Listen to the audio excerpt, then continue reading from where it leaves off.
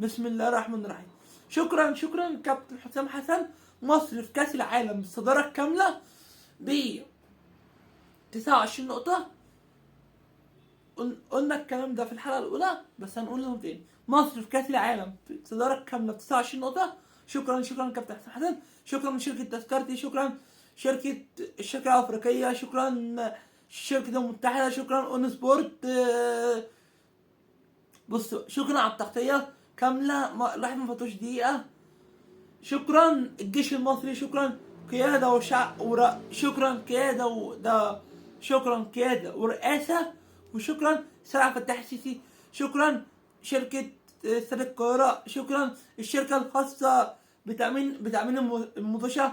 شكرا لكل فرد في الدولة سهلت الدنيا للكرنفال النهارده. كرنفال امس طبعا تعدي الساعة 12 خلاص.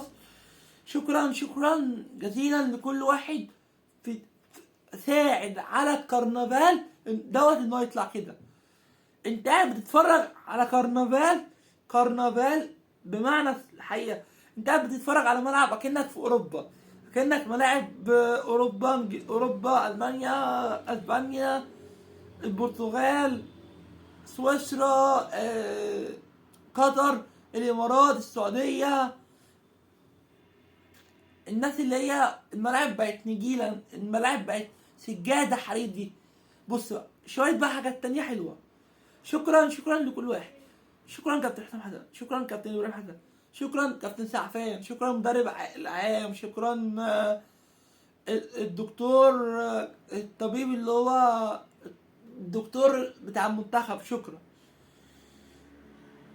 لعب بتشكيله حلوه قوي. يعني انا كنت بتكلم في حلقتين سابقتين او 3 حلقات سابقه.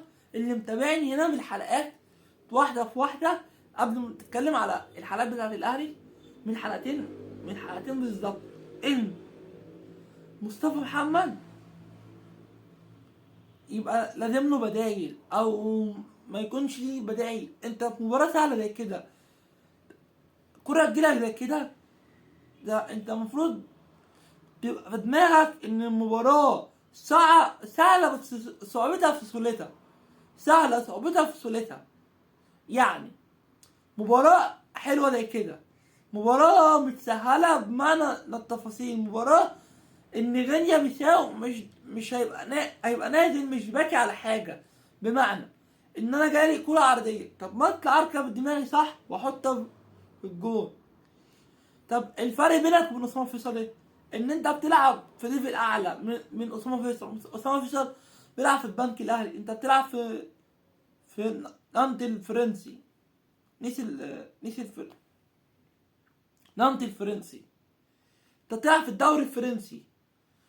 بلغه الكوره احنا كمصريين بنتكلم ان الدوري المصري التوب ليفل 1 على العرب، على افريقيا، على فرنسا، على اي حد.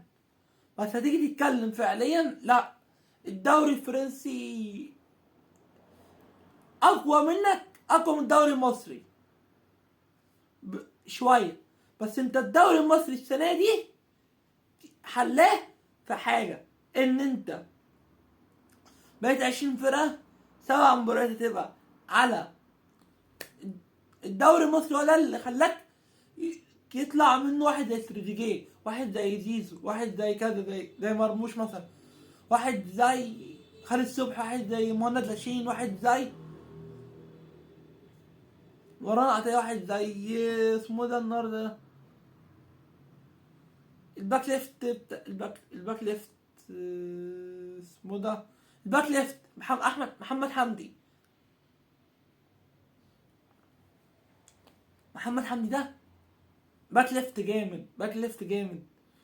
يعني دلوقتي حاليا تيجي تدور في الحته دي اللي هي الباك ليفت دي مش هتلاقي كتير. هتلاقي محمد حمدي، كريم الدبيس، محمد شكري. بس محمد شكري صوته كتيره. كريم الدبيس طلع عرف من اهلي السيراميكا. فانت كمنتخب مصر ما عندكش راحه في الحته دي. احمد نبيل كوكا بيلعبها.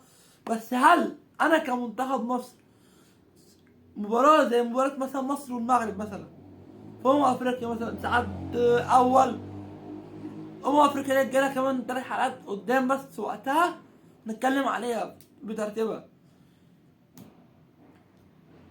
يلا شكرا جدا، مستني تعاقبكم على الحلقه دي.